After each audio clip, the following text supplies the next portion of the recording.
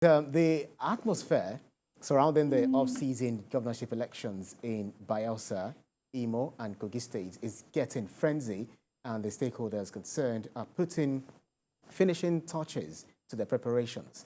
The Inspector General of Police, Kayode Egbetokun, has deployed 3 Deputy Inspectors General of Police, that's the DIGs, to the 3 states ahead of the November the 11th governorship polls.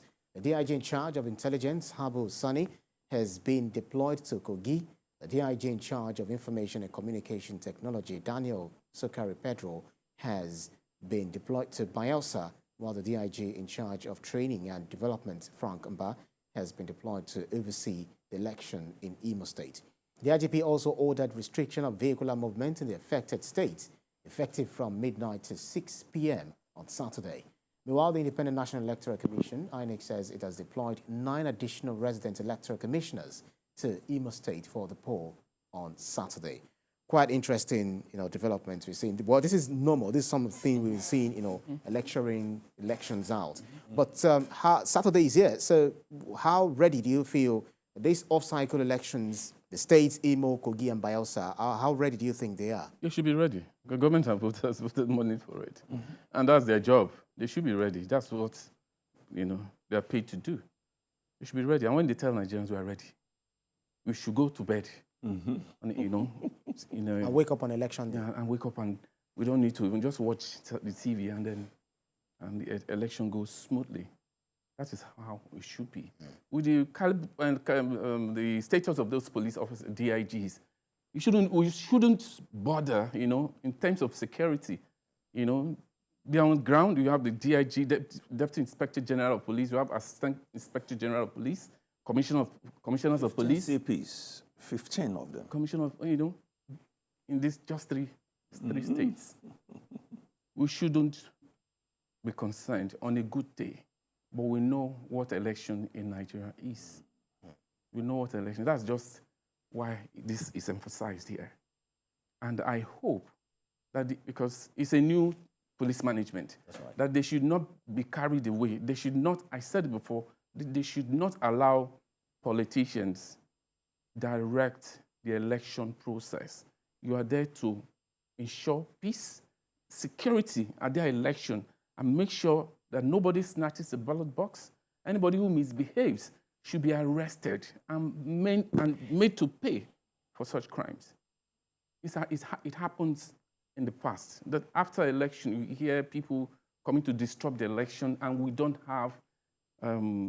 hear anything about being prosecuted, and the matter dies. So when election like this come up again, you see a reputation because there are no consequences for such action. If there are consequences, and you hear that the DIG is in town, not even 1, 2, 3, 4, and then Assistant Inspector General, Commissioners, and Assistant Commissioners, you should panic and do the right thing.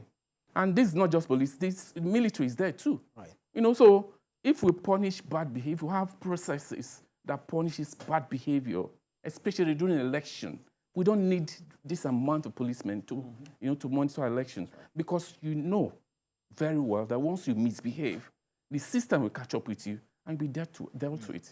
Right. So, but then one thing is we are supposed to see this to instill confidence, in the voters who are expected to turn out. But do you feel that this militarization of election process will instill that confidence, or they will be, scared to even go out? That if we have these, this many security agents out there, it means maybe there's trouble. Well, there has always been trouble, especially in Imo. Kogi as well. Kogi. I mean, especially more in Imo, because what you've had in Kogi, apart from the occasional attacks by the last governorship, I'm sure it's referring to last governorship election. Apart from the hoodlums and all the rest, has been supporters of political parties attacking one another, so which can be contained. But in Imo, you have hoodlums who are still bent on doing what they want to do. Agitators. You have the indigenous people of Biafra still saying, don't come out. And in Bayelsa, you have cultists who have gone on rampage in the last few weeks. So it's not ideal to have this level of security presence, because even that alone is enough to scare some people. A lot of people don't like to see soldiers walking around. But That's what it is. but I think with this deployment, which, if you look at it, all the DIGs have been sent to the zones that they are representing. Mba is from the southeast, so you should know the terrain. The man from the south is also in Bayelsa. Right. And the one from the north, from the northeast is back home in Kogi. So we should be able to get some level of firm policing and security generally. And because it's an off-cycle, very few people, you can see the police said, we've deployed 40,000 to Kogi. In the general election, it can be done. You should get this right. It can't. Right. So it's something I believe that they are going to get right. We need to say, let me carry on with you from what we left off before the break. One thing which we believe is that when we have, security details, we have the security agents manning the elections, and then we also have the fact that we are also shutting down the economy, because experts have said, why do we need to shut down the economy, of this state or of the nation because of elections? Why don't we copy from, these advanced nations, because we are losing a lot of money, in economic terms? What do you think? Do you think we have come of age to be able to do that? We've come of age like 10 years ago. Why can't we? Is it the resources? Come of age, and Nigerians are advanced. Most of these technologies you're talking about are being pulled by Nigerians outside the country. So why can't we do it here? I think the reason is it's not far-fetched. It's because the present beneficiaries will lose when we go on that lane. Because technology, it's not something you can manipulate. And as we follow it up, you don't need to go queue. You can vote in your office. It's like a normal day. You can vote anywhere. But where people go Why can't we do it? No, we just talked about the problems, with technology. With technology. Some suspicions about BVAS and hacking and all of that. So if we are having to vote from home, do you not feel that this might it will definitely happen, just like it's happening now. It can't be 100% correct. There will be hitches here and there. But let's just start. Let's start. The more we do it, the more we get it correct. Just like these beavers and IREF. We can do it. I know we can't do it because the present, beneficiaries cannot do it. They can't endorse it. They won't endorse it because it won't favor them. It's a simple answer. It will favor them. Is it the resources? We have it. The manpower, we have it. You are talking about other clients. What are they doing that we don't? Why can't we do it? Right. We actually, the information I had was that, we will be rounding off in a bit of a time. Very quickly, before we call it a wrap on the show, how much awareness do you think the Independent National Electoral Commission has done to be able to mobilize voters to come out?